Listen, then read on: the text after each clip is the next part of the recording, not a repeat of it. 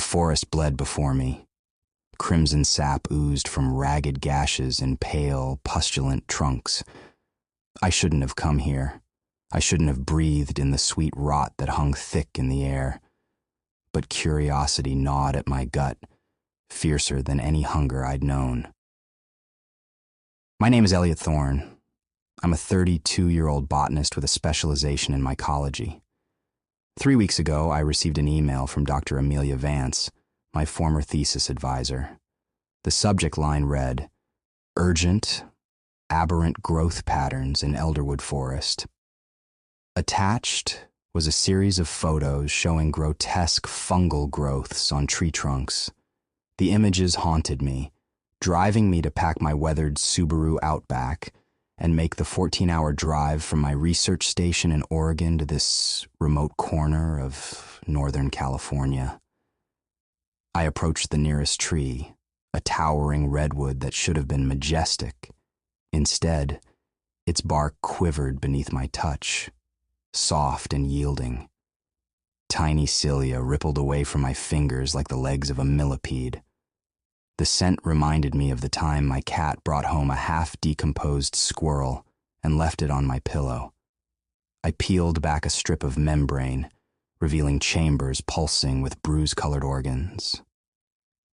I crushed the throbbing mass in my fist, feeling it squelch between my fingers. The sensation brought back memories of dissecting cow eyeballs in my high school biology class. All around me, the forest trembled and wept. The rising sun burned away the morning mist. Collapsed trunks littered the ground, their remains softening the earth. The forest's sickly sweet perfume made my muscles tingle, reminding me of the time I accidentally touched an electric fence on my grandparents' farm in rural Idaho.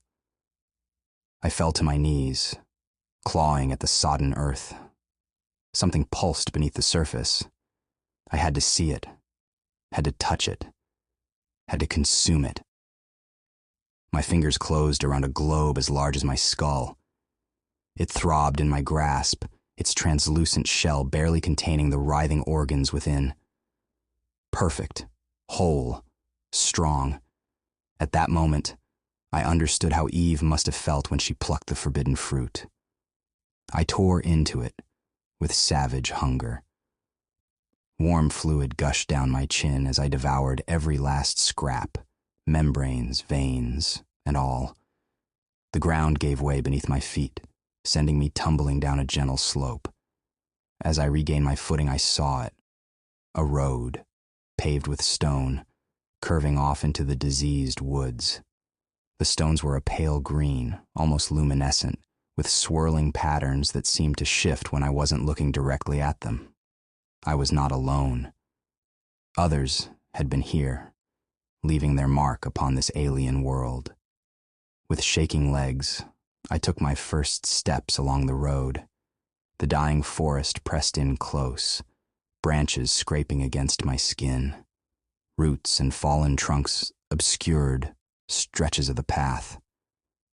I thought of Dr. Vance, wondering if she had walked this same road. Had she succumbed to the forest's corruption, or was she out there somewhere, waiting to be found? My skin itched, and when I looked down, I saw tiny filaments growing from my pores. They waved gently in the air as if tasting my surroundings. A sound caught my attention, a low, rhythmic pulsing that seemed to come from everywhere and nowhere. It reminded me of the heartbeat I'd heard during my ex-wife's first ultrasound, before we lost the baby. That memory now felt distant and unimportant. As I rounded a bend in the road, I came face to face with another figure. She was tall and gaunt, her lab coat hanging in tatters from her frame. Fungal growths sprouted from her shoulders and scalp. When she spoke, her voice was a raspy whisper. "Elliot, is that you?" Her eyes, filmed over with a milky substance, struggled to focus on me. "Dr. Vance? What happened to you?" She smiled, revealing teeth that had been replaced by small, writhing tendrils. I've become one with the forest, Elliot. And soon you will too. She reached out a hand, her fingers elongated and boneless. Come. There's so much more to show you. I took her hand, feeling our flesh meld together